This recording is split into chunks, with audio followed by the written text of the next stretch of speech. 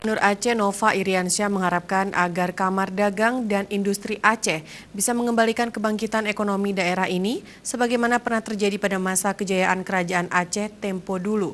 Sehingga semangat para saudagar untuk mengembalikan kejayaan masa lalu perlu ditanam kembali agar Aceh bisa bersaing di tingkat internasional.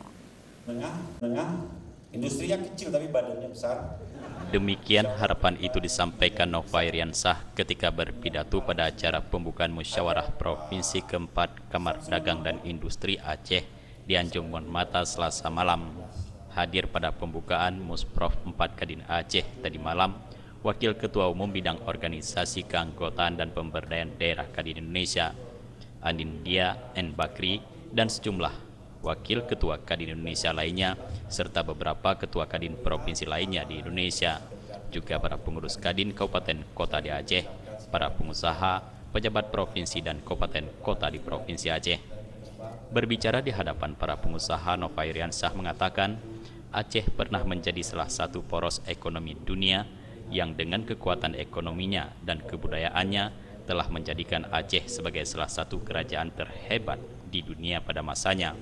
Karena itu, melalui momentum musyawarah provinsi keempat Kadin Aceh, Nova berharap bisa menjadi tonggak bangkitnya saudagar Aceh dalam mengembalikan kejayaan ekonomi Aceh. Nova menyebutkan perkembangan ekonomi Aceh dalam 3 tahun terakhir telah menunjukkan perbaikan yang signifikan. Pertumbuhan ekonomi mulai mengalami percepatan, tingkat kemiskinan dan pengangguran juga terus menurun. Namun demikian, ada sebuah tantangan, yaitu defisit perdagangan dan rendahnya kontribusi sektor industri pengolahan. Defisit perdagangan terjadi karena sektor industri belum tangguh yang menyebabkan Aceh tidak cukup memproduksi barang impor yang diperlukan, serta barang ekspor yang dibutuhkan oleh daerah dan negara lain.